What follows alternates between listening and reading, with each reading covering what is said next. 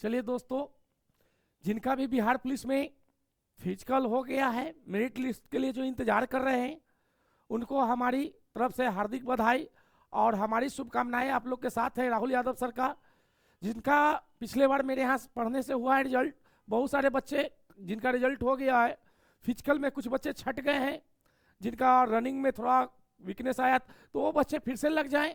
और जो भी नए बच्चे हैं जो बिहार पुलिस का इस बार फॉर्म भरेंगे, उनके लिए हमारी तरफ से हार्दिक शुभकामनाएं और होली के आप सभी बच्चों को मेरी तरफ से हार्दिक हार्दिक शुभकामनाएं। तो बात करते हैं साइंस की क्वेश्चन का, जो पिछले साल का 2024 में पूछा गया था, जिसका दौर अभी खत्म हुआ है और इसके बाद आप लोग का मेरिट आने वाला है। तो बात कर लेते हैं जो क्वेश्चन पूछे गए थे। सबसे पहला बात पूछा गया है क्वेश्चन आपका, इसको हम बात कर लेते हैं। चलिए बात करते हैं हम लोग क्वेश्चन नंबर 1 का। पहला जो क्वेश्चन है, निम्नलिखित में से कौन सी गैस पोप की आवाज करता है? यही क्वेश्चन पूछा गया है पिछले बार, जिसका भी फिजिकल चल रहा था। जल्दी से ना बताएं कि निम्नलिखित में से कौन सी गैस है जो पोप की आवाज करते हुए जलती है, तो जल्दी से ना बताएंगे। तो पोप की आवाज कौन करता है? आपका हाइड्रोजन गैस। और हाइड्रोजन का खोज कौन किया था? हाइड्रोजन का खोज किया था केवेंडिश ने।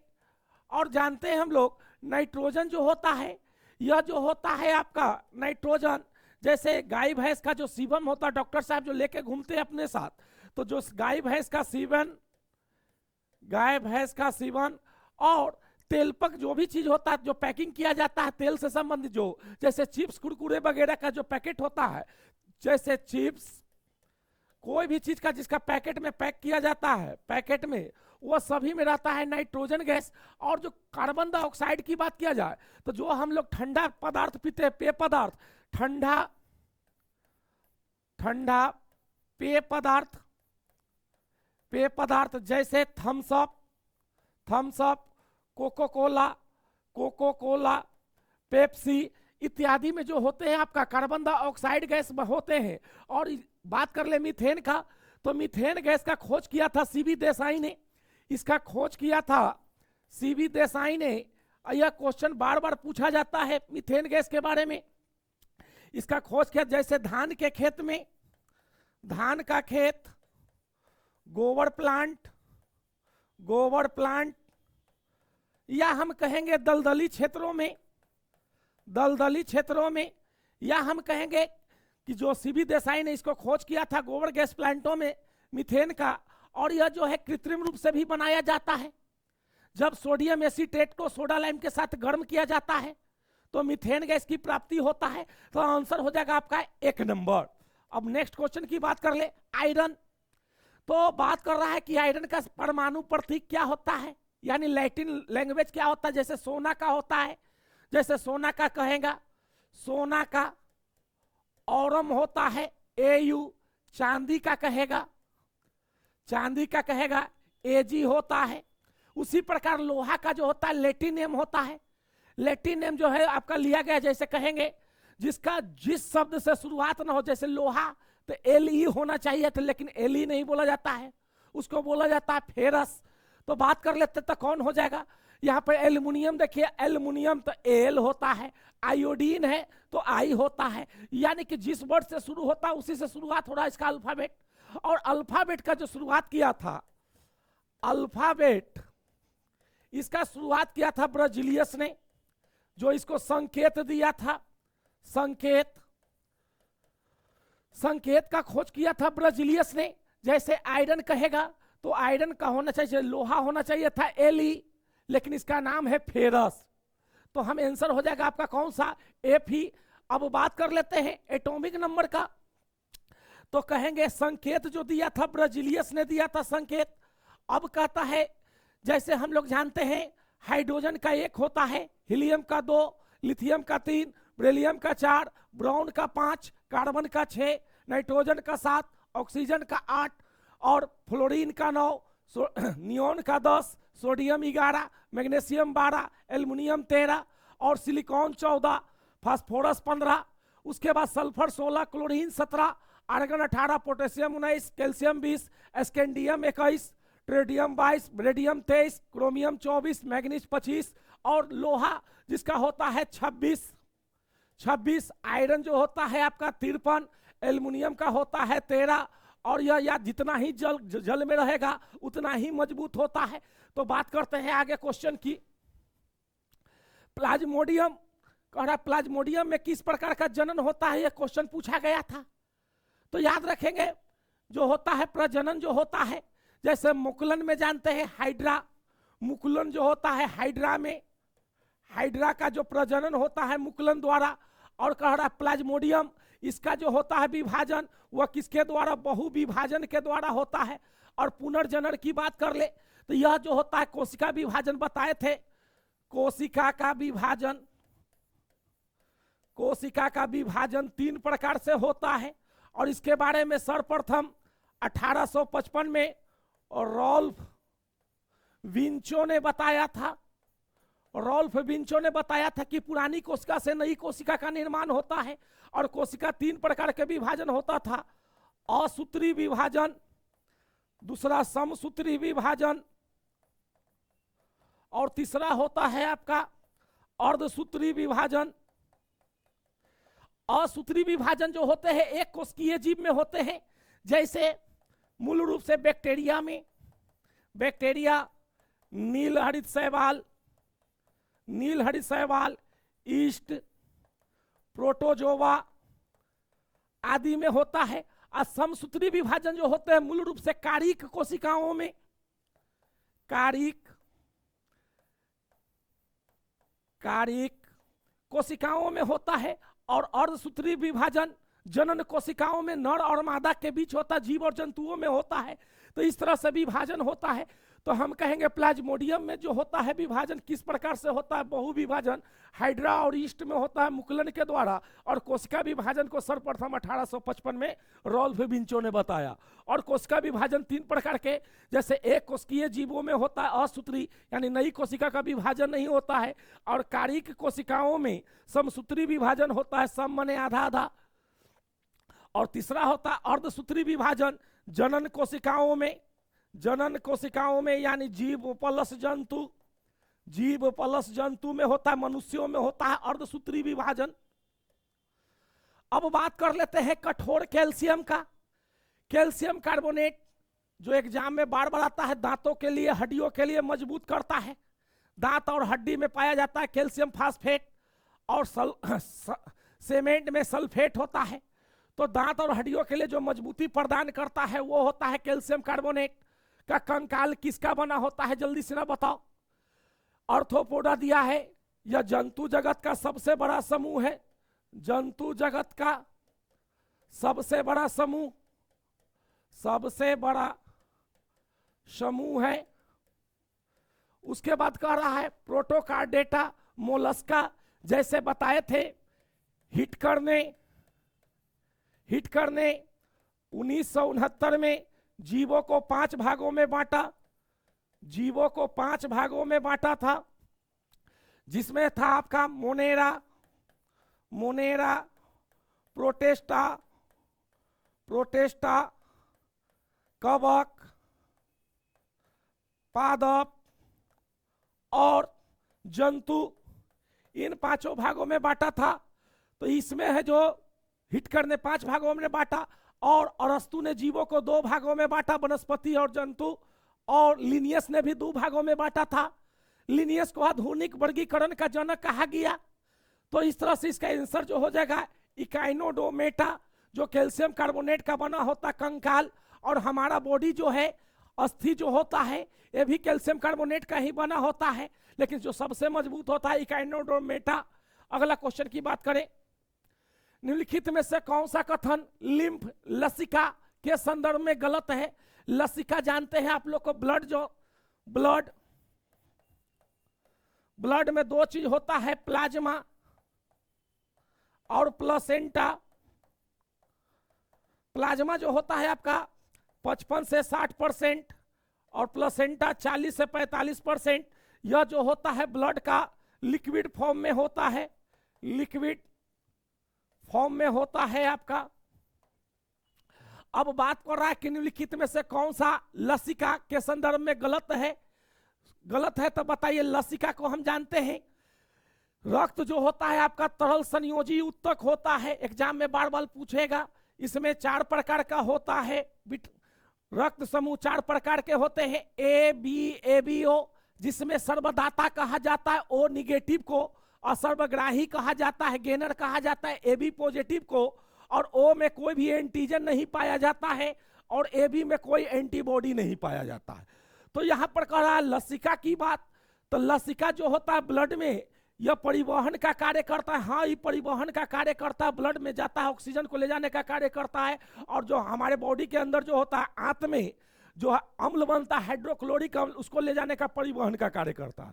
लसिका प्लाज्मा के समान रंगहीन होता है। हाँ, लसिका जो होता है प्लाज्मा के समान ही होता है, क्योंकि रक्त का ही भाग होता है। लसिका आंत से पाचित एवं अवशोषित अमीनो अम्ल के जगह पर यहाँ हो जाएगा हाइड्रोक्लोरिक अम्ल का परिवहन करता है, यानी यही गलत है। दूसरा कह रहा है लसिका से लसिका वाहिनी द्वारा एकत्र किया जाता है, सही है। Next question. अब आइए दर्पण की बात कर ले। दर्पण 2 होते हैं, एक गोलीय दर्पण होता है और एक समतल दर्पण होता है। दर्पण तो 2 ही होते हैं, लेकिन दर्पण को जब बीच से काट दिया जाता है तो एक बन जाते हैं अवतल दर्पण और दूसरा बन जाता है उत्तल दर्पण। तो याद रखेंगे दर्पण जो होते हैं मुख्य रूप से 2 प्रकार का, एक गोलीय दर्पण और एक समतल दर्पण। बात करें कि दर्पण में जो प्रतिबिंब बनता है तो समतल दर्पण और उत्तल दर्पण दोनों में हमेशा काल्पनिक प्रतिबिंब बनता है और वस्तु से छोटा बनता है। और अवतल दर्पण में सभी प्रकार के प्रतिबिंब बनते हैं, प्लस पॉजिटिव और निगेटिव दोनों बनते हैं, बड़ा छोटा सब बनते हैं, यानी कि इसमें सभी प्रकार को।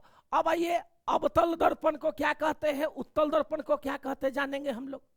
अवतल दर्पण को अपसारी दर्पण कहा जाता है। अपसारी और उत्तल दर्पण को कहा जाता है अपसारी और अवतल को कहा जाता है अभिसारी। अभिसारी यह जो होता है, अब समझिएगा, अपसारित होना माने एक बिंदु से प्रकाश के चारों ओर फैल जाना, वह कहलाता है अपसारी। अभिसारी क्या होता है, किसी प्रकाश केंद्र से आकर प्रकाश एक बिंदु पर मिलना। जैसे जो हम लोग खाना पकाते हैं सोलर सेल में, यानी कि जो सोलर सेल होता है, सोलर सेल जो सूर्य के प्रकाश से खाना बनाता है, उसमें भी अवतल दर्पण। अब बात कर ले तो हाँ, इसको कहेंगे अभी हम अपसारी दर्पण और इसको कहते हैं अभिसारी दर्पण। अवतल को दाढ़ी बनाने में कहेगा दर्पण का प्रयोग अगर कहे तो दर्पण का 99% केस में मारिएगा आप लोग अवतल दर्पण। 99% जहां समझ में ना आवे कि जैसे गाड़ी के हेडलाइट में या सेविंग में या सैलून में कहीं भी कहेगा, केवल 2 जगह ध्यान रखना है कि गाड़ी के साइड मिरर में कहेगा तो उत्तल दर्पण, और चौराहा पर लगा लैंप में भी कहेगा तो उत्तल दर्पण, और घरों में कहेगा, घरों में इस्तेमाल किया जाता है किसका, तो समतल दर्पण। तो आंसर हो जाएगा आपका। अब आइए, यदि एक वस्तु का द्रव्यमान यानी द्रव्यमान कहेगा मास 4 गुना हो जाता है, यदि उसका वेग को क्या कर दिया जाए, आधा कर दिया जाता है, तो वस्तु का संवेग, संवेग बराबर आप लोग पढ़े होंगे P बराबर mv, यानी P equal to mass into velocity. कह रहा है कि क्या होगा जब वस्तु का द्रव्यमान को क्या गुना कर दिया जाए, 4 गुना कर दिया जाए, तो उसका वेग क्या हो जाता है, तो वेग क्या हो जाएगा, आधा हो जाता है। तो यहां पर देखिए तो कह रहा कि संवेग क्या होगा, वस्तु का द्रव्यमान को 4 गुना और वेग को आधा, काटिएगा तो कितना गुना, तो P बराबर हो जाएगा 2mv, यानी जो संवेग होगा वह मास इंटू वेलोसिटी का कितना गुना होगा, तो 2 गुना। अब यहां पर आते हैं, दोनों में रिलेशन पूछा जाता है एग्जाम में बार बार, बिहार पुलिस में। काइनेटिक एनर्जी जो होता है संवेग में रिलेशन P बराबर 2m, यानी कि किसी वस्तु का संवेग को दुगना करिएगा तो गतिज ऊर्जा भी 4 गुना होगा। इससे याद रखना है, इसको VVI है आपका, तो यहां आंसर हो जाएगा आपका 2 गुना। चलिए, कौरा निम्न में से कौन सा खनिज मोनोजाइट रेट में मिलता है। आप कभी भी एग्जाम दीजिएगा बिहार पुलिस का, उसमें आपको अयस्क तो पूछा ही जाएगा। जैसे आप लोग जानते हैं लोहा का जानते हैं आप लोग अयस्क, हेमाटाइट, मैग्नेटाइट, सीरेराइट प्लस लिमोनाइट। उसके बाद अब बात कर ले एल्युमिनियम का। एल्युमिनियम का जानते हैं आप लोग बॉक्साइट होता है, प्लस कोरंडम होता है। अब बात कर लेते हैं जैसे अगर बात किया जाए तांबा का तो कॉपर ग्लांस होता है, कॉपर पैराराइट्स होता है। अगर बात किया जाए सोना का तो सोना जो होता है इसका एटॉमिक नंबर 79 होता है। यह HCl नाइट्रिक एसिड और हाइड्रोक्लोरिक अम्ल के रेशियो जो HNO3 और HCl के एक्वा रेजिया बना होता है, जिसमें यह 1:3 के अनुपात में होता है, जिसमें यह घुलनशील होता है, जिसका एटॉमिक नंबर 79 होता है। और शुद्ध सोना 24 कैरेट और 18 कैरेट शुद्ध सोना का 75%। और जो आभूषण बनाया जाता है वह 22 कैरेट का बनाया जाता है, जिसमें 2 कैरेट तांबा का प्रयोग किया जाता है। अब बात कर ले कोयला का, तो कोयला में देख लीजिए सबसे प्रमुख आता है आपका एंथ्रासाइट,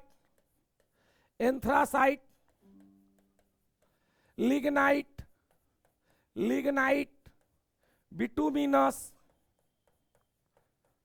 लिग्नाइट, बिटुमिनस, एंथ्रासाइट। एक और होता है आपका कोयला का 4 किस्म सब। एक होता है पीट कोयला यहां से भी बनता है। कोयला जो है आपका अवसादी चट्टान से प्राप्त होता है। कोयला और पेट्रोल अवसादी चट्टान से प्राप्त होता है, और इसमें जो है आपका कार्बन की मात्रा 95% तक होता है। और सबसे कम जो होता है कोयले में कार्बन की मात्रा वह होता है पीट कोयला में 60 से 65%। और कहेंगे किस कोयला को भूरा कोयला कहेंगे। भूरा कोयला या भारत के एक राज्य में मिलता है, तमिलनाडु में पाया जाता है। बिटुमिनस जो होता है इसका भी एक भारत में सबसे ज्यादा जो कोयला मिलता है वो बिटुमिनस। तो आंसर जो हो जाएगा आपका थोरियम, कि थोरियम जो होता है किसका यस्क होता है, मोनोजाइट का। अब बात कर ले जैसे पारा का कहेगा, पारा का आप लोग जानते हैं कि क्या होता है, सीनेबार। शीशा का जानते हैं, शीशा ग्लेना होता है। यूरेनियम का जानते हैं, पिच ब्लेड होता है, पिच ब्लेड। तो इस तरह से आपको एग्जाम में जाने से पहले, जब भी एग्जाम देना हो तो आप एक बार अयस्क को जरूर देख के जाएंगे। अयस्क और मिश्र धातु, वहां से क्वेश्चन हर बार पूछता है और पूछेगा। चलिए अगर बात करें अगले क्वेश्चन का, निम्नलिखित में से कौन सा माध्यम में ध्वनि का सबसे तेज गति होता है। तो ध्वनि का गति को सबसे पहले याद रखिएगा, ध्वनि की गति के अध्ययन को कहा जाता है एकॉस्टिक्स कहा जाता है। और इसको मापा जाता है डेसिबल में। अब कह रहा है कि ध्वनि का वेग सबसे ज्यादा जो होता है आपका ठोस में, तब द्रव में, फिर उसके बाद गैस में होता है। अगर बात किया जाए धातु का तो सबसे ज्यादा होता है आपका इस्पात में, फिर होगा एल्युमिनियम में, फिर होगा लोहा में। इस तरह से होता है। तो कह रहा है किसमें सबसे ज्यादा होगा, तो निर्वात में ध्वनि का वेग तो 0 हो जाएगा, और सबसे ज्यादा हो जाएगा स्टील में। याद रखेंगे वायु में होगा 332 मीटर पर सेकेंड 0 डिग्री सेल्सियस पर। अब पानी में कहेंगे तो 1498 होता है ध्वनि का वेग। और ध्वनि को मापते हैं हम लोग डेसिबल से, अध्ययन को कहते हैं एकॉस्टिक्स। याद रखेंगे। अगला क्वेश्चन की तरफ चलते हैं। निम्नलिखित में से कौन सा मिश्रण है, बार बार एग्जाम में आता है, एग्जाम में बार बार क्वेश्चन पूछा जाता, अभी बताए थे। मिश्र धातु से पूछा जाएगा, मिश्रण से पूछा जाएगा, जो केमिस्ट्री का पहला टॉपिक है आपका। पदार्थों का वर्गीकरण, ठोस, द्रव, गैस, प्लाज्मा, बोस-आइंस्टीन, या पदार्थों को अलग करने की विधि, वाष्पीकरण विधि, ऊर्ध्वपातन विधि, वर्णरेखन विधि, भाप आसवन विधि। तो वहां से आपका 100% क्वेश्चन रहता ही रहता है। तो नेक्स्ट क्वेश्चन की बात कर लेते हैं। निम्नलिखित में से कौन सा मिश्रण है। एक आता है मिश्रण और एक आता है यौगिक। मिश्रण 2 प्रकार के होते हैं। एक होता है आपका मिश्रण 2 प्रकार के होते हैं, एक होता है समयवी, समान रूप से मिलता है, और एक होता है असमान। तो कह रहा वायु जो है एक किसका उदाहरण है, मिश्रण का। और जल जो है आप किसका उदाहरण है, तो जल जो हो जाएगा यौगिक। जल किसका उदाहरण हो जाएगा, और हीरा जो है आपका तत्व का उदाहरण है। सोना भी है जो आपका क्या है, तत्व है। और याद रखेंगे सोना का भी बताए थे 79। हीरा के बारे में जानेंगे हम लोग, हीरा प्लस ग्रेफाइट, यह जो दोनों है वह कार्बन के ही अपरूप है। हीरा का आकार जो होता है चतुष्फलकीय होता है और ग्रेफाइट जो होता है षटकोणीय होता है। यह विद्युत का कुचालक होता है, यह सुचालक होता है। याद रखिएगा, इसमें अगर लेड की बात करेगा, पीवी की बात करेगा, तो सीसा जो होता है इसमें 0% होता है। यह अधातु होते हुए सुचालक है और यह जो होता है कुचालक है। हीरा जो होता है, हीरे का याद रखेंगे क्रांतिक कोण 24.2, अपेक्षिक कहेगा 2.42। तो याद रखना यह सब क्वेश्चन। आगे बढ़ेंगे। अब कह रहा है जल के अणुओं के बीच में जो बंधन होता है, कौन सा जल के बीच में बंधन होता है, बात कर लेते हैं जल के बंधन का। आयनिक बंधन, सहसंयोजी बंधन। जल जानते हैं, जल H2O, ये जो होता है साधारण जल, और इसी का दूसरा रूप होता है D2O। इसमें जो होता है एटॉमिक मास 18 और इसमें होता है एटॉमिक मास 20। और जो बंधन बनता है एंगल की बात कर ले, एंगल जो इसमें बात करेंगे तो 105 डिग्री का बनता है। ये भी बिहार पुलिस में पूछा हुआ क्वेश्चन है। तो इसमें कौन सा बंधन बनता है H2O के बीच में, तो कहेंगे कौन सा सहसंयोजी बंधन बनता है। तो याद रखिएगा कौन जल के बीच में कौन सा बंधन, एंगल पूछेगा तो कितना डिग्री का एंगल हो जाएगा, 105 डिग्री। और जल का जो होता है इसमें हाइड्रोजन समस्थानिक होते हैं। हाइड्रोजन का 3 गो H1, H1 2, H1 3। इसको साधारण जल में, साधारण जल, इसको भारी जल में इस्तेमाल करते हैं। इसको बनाते हैं विस्फोटक पदार्थ में, विस्फोटक पदार्थ।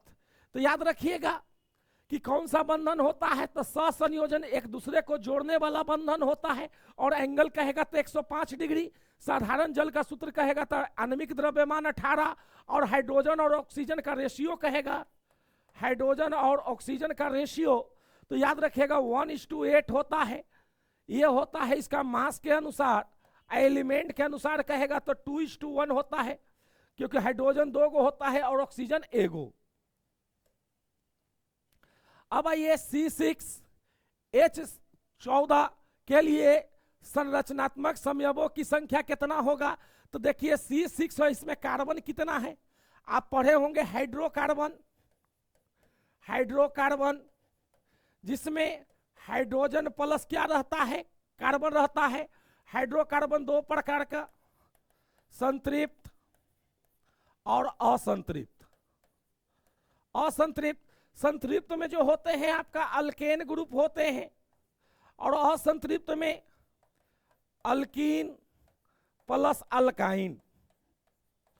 अल्काइन, इसमें जो होता है सिंगल बॉन्ड होता है, सिंगल बॉन्ड, और इसमें होता है डबल बॉन्ड और ट्रिपल बॉन्ड, दोनों होता है। तो याद रखेंगे संतृप्त हाइड्रोकार्बन और असंतृप्त हाइड्रोकार्बन। अब इसमें पता है आप लोग को, अल्केन का सूत्र होता है CnH2n+2, अल्कीन का होता है CnH2n, अल्काइन का होता है CnH2n-2, अल्काइल का होता है CnH2n+1। तो याद रखेंगे यहाँ पर कार्बन 6 गो है, तो इसका जो संयोग होगा तो इसके अलावा कितना होगा, तो जब भी जितना कार्बन रहेगा उससे 1 कम कर देंगे, तो इसमें कार्बन अवयवों की संख्या कितना हो जाएगा, वह होगा आपका 5। चलिए बात करते हैं। अब नेक्स्ट क्वेश्चन है अल्फा कण। अल्फा कण जानते हैं हम लोग, जब हम F ब्लॉक को, एलिमेंट को, F ब्लॉक में जितना एलिमेंट पाया जाता है उसमें से जो एलिमेंट होता है उत्तेजक होता है अल्फा, बीटा और गामा। अल्फा, बीटा और गामा किरण को निकालता है, जिसमें अल्फा किरण पर +2 चार्ज होता है, बीटा पर -1 होता है और गामा पर यह आवेशहीन होता है। अल्फा और बीटा का खोज किया था रदरफोर्ड और गामा का किया था जॉन बिलार्ड, जॉन बिलार्ड ने किया था। तो तो इस तरह से याद रखेंगे, एफ ब्लॉक के एलिमेंट जो होता है संक्रमित होता है उसी से निकलता है, और ये अंतिम रूप से शीशा में विघटित हो जाता है, शीशा में विघटित हो जाता है। तो बात कर लेते हैं अल्फा कण का। तो अल्फा कण जो होता है वह क्या होता है याद रखिएगा, एक अपरमाणविक कण नहीं अभी बताए, उस पर 2 गो होता है, हीलियम के अणु के बराबर होता है। 2 गो आयनित अनआयनित हीलियम, अन नहीं होता है, हीलियम के ही 2 अणु के होता है। एक उदासीन कण, तो उदासीन कण है जो आपका गामा है, गामा। और एक कण कहेगा अपरमाणु, तो वो होता है बीटा जिस पर माइनस होता है। और द्विआवेशित हीलियम के आयन, तो यही आंसर हो जाएगा आपका। चलो टाइम गायब हो गया, अरे खत्म। चलिए तो मिलते हैं हम लोग अगले क्लास में। चलिए जल्दी से ना, अब अगला क्लास का हम लोग वीडियो देखेंगे। हम बिहार पुलिस का, जो भी बच्चे बिहार पुलिस का तैयारी कर रहे हैं तो इसको एक बार रिवीजन कर लेंगे, और इसके रिगार्डिंग एक नया जो है आपका प्रीवियस क्वेश्चन 2024 का ही आपको आगे लेकर हम आएंगे। जल्दी से ना लाइक और कमेंट और अपने दोस्तों के साथ शेयर कीजिए।